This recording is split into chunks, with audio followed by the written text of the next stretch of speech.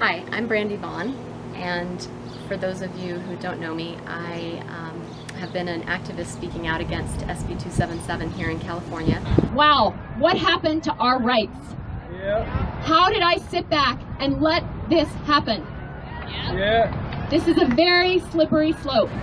In this fight, I have been under a little bit of heat, and I wanted to document this just in case. I wanted to show some of the intimidation tactics that I've been under. There is a lot of shady stuff that goes on behind the scenes. I got involved in this fight because I used to work for Merck here in Santa Barbara where I live, and I worked there from 2001 until 2003, and I sold Vioxx for Merck. Vioxx was eventually taken off the market, and it was proven that Merck had knowledge that it increased heart attacks and stroke by 2 times, and it injured and killed a lot of people. It was eventually pulled off the market, and I lost a lot of faith in the healthcare system. I went to Europe, and then I came back with a 6-month-old son, and I was bullied at the pediatrician's office in San Francisco when I asked to see vaccine inserts and questions about them. That was a huge red flag for me because I already had mistrust of doctors and the healthcare system in general and pharma. And so I did a lot of research, and that was 4 years ago, and that was where my vaccine research started.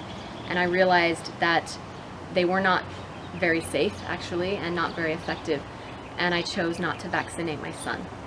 So when I heard about SB 277 in California, I decided that it was important that my voice was heard and that I was speaking up against it and part of the fight. So when I made that decision 3 months ago, I know that I knew I was going to take some heat for it, but I wasn't quite sure how much heat.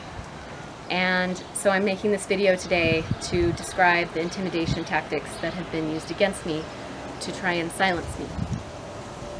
The first one happened when I was coming back from the Capitol, a rally in Sacramento against SB 277. We're not going away! We're not going away!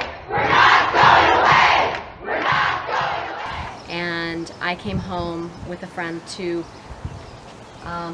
my hide key being on my doorstep, open to the key.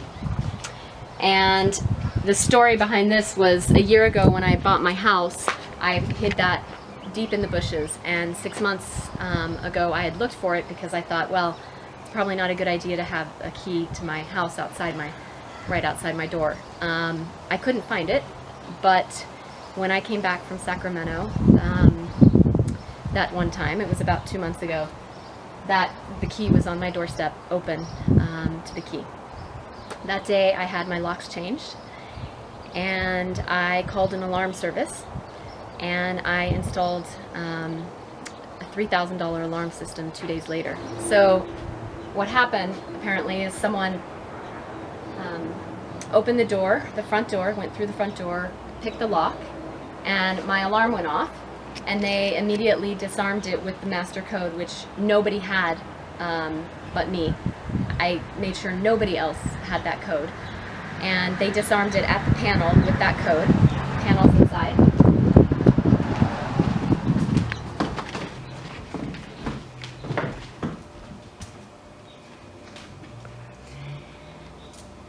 According to the alarm company, at 3:45 in the morning, somebody entered in through the front door, the alarm went off.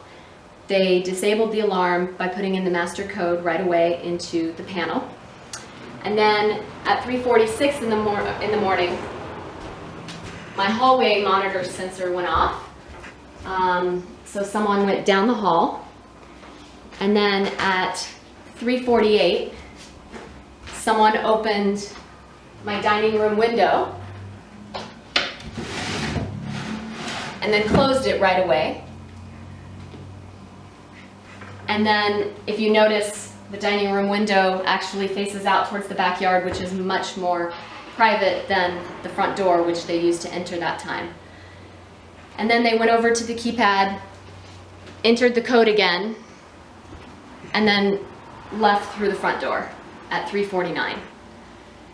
After the incident, I talked to some security experts who have actually done intimidation for corporations, and they explained a few things. They said, well, A, they were probably tapping your place, so everything I say and do in here is listened to, if not watched. And then opening of the back window, because it's a much more private way to get in for future reference, for future visits. When I did return home, and the police came in and made sure nobody was here, and then I came in after the alarm was set off, after the break-in. And what I did notice was they had left this window unlocked, like this. And before I left for Sacramento, all of the windows and doors were locked, double locked actually. I went through twice to make sure that they were locked.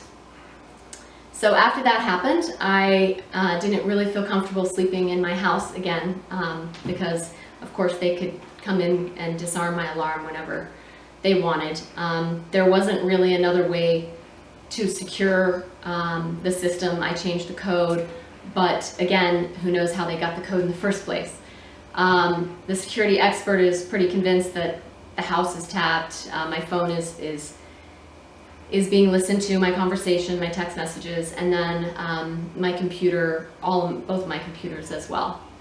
The next thing that happened actually was with my computer. So one of the things that the police wanted to know was if anything was taken in the break-in. Of course, nothing was, because they weren't here to take anything.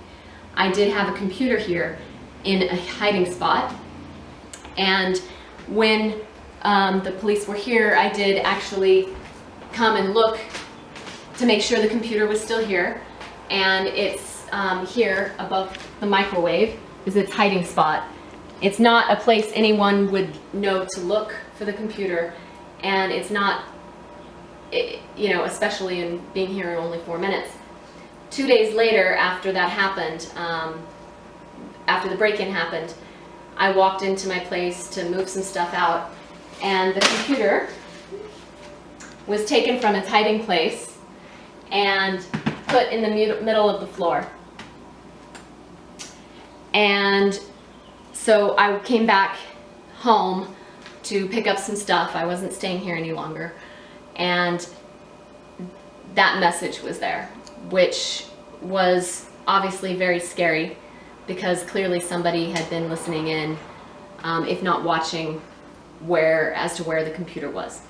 So after that, I decided that it would be best to get out of town, and I left town for a couple of weeks and really went off the grid for a good part of that. So after the computer incident and leaving town for 2 weeks, the day that I came back, I had a friend come with me, and him and I arrived at my place and found a ladder open right in front of my door, looking into the windows, the bedroom window. Now, this is my ladder, but this ladder lives in the garage. So it was clear that somebody had accessed the garage, brought out the ladder through the side of my house, opened it, looking right up into the window, and this happens to be the only window that I had blinds open.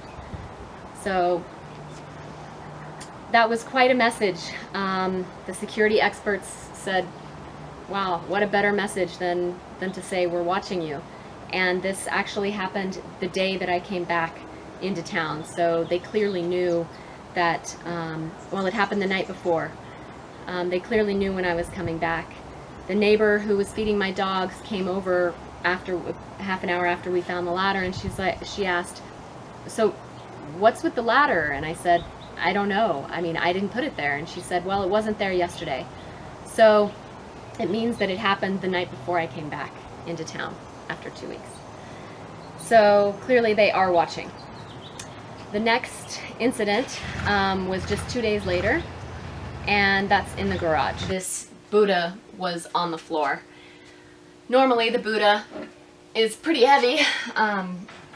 It was on here on top of the dog cage, holding the towel to cover it up at night for the dogs. So it was taken off of here, and there's really no way it could have fallen because, I mean, it's actually really heavy, and if it had fallen, it would have fallen, you know, some different way. But I walked in and I found it right there on the ground. The pictures were also knocked over. So then 2 days later, I noticed it first through the kitchen window, and it's not something I have ever seen before, but there is a duck.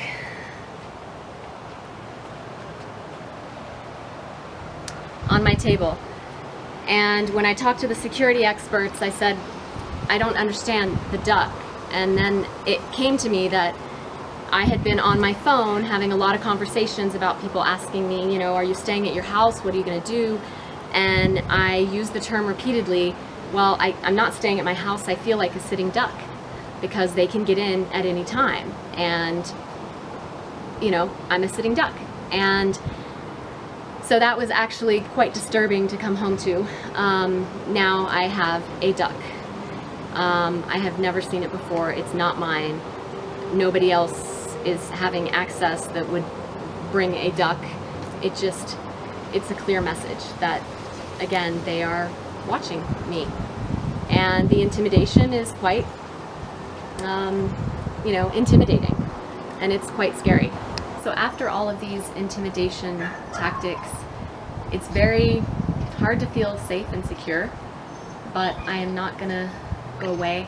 I mean, I'm not gonna be silenced because these are important issues and we need to expose what's really going on behind the mandatory vaccination bills. It has nothing to do with public health. It has everything to do with profit. And I hope that we can all continue this fight. We may have lost the battle, but we still have a war to win. And hopefully by documenting this intimidation, they won't be able to get away with it in the future, with me and with anyone else who speaks out. There is some evil going on here.